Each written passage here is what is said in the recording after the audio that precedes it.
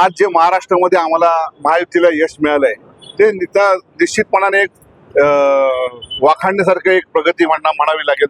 तब्बल 233 जागा ह्या महायुतीने घेतल्या आहेत, त्यात शिवसेनेने 55 जागा यश मिळालंय आणि अशा पद्धतीने एक चांगलं यश शिवसेना निश्चितपणाने आम्हाला सगळ्यांना याचा आनंद आहे।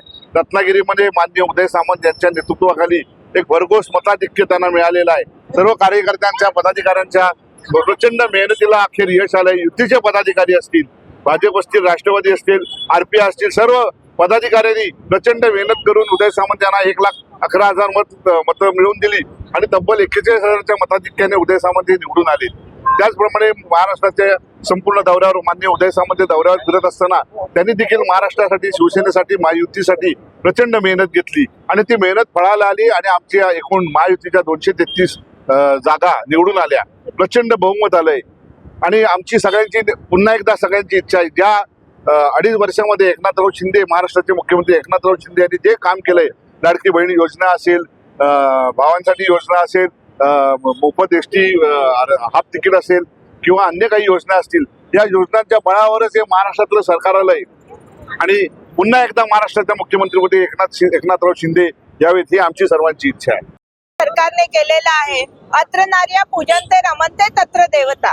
जिथे नारीची पूजा केली जाते तिथे देवतेचा वास असतो आणि खऱ्या अर्थाने या सरकारने महिलांसाठी इतक्या चांगल्या योजना आणल्या।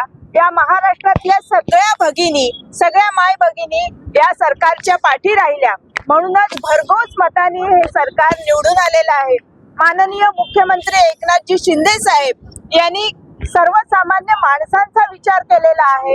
अगदी सामान्य शेतकऱ्यापासून वृद्धांपर्यंत, मुलींच्या शिक्षणापासून सगळा विचार करून सरकारच्या वेगवेगळ्या योजना, समाजोपयोगी योजना आणलेल्या आहेत आणि म्हणूनच सर्वसामान्य माणसाला या योजना पटल्या आणि सर्वसामान्य माणसापर्यंत या योजना पोहोचल्या, म्हणूनच हे सरकार एवढ्या मताधिक्याने निवडून आलेलं आहे।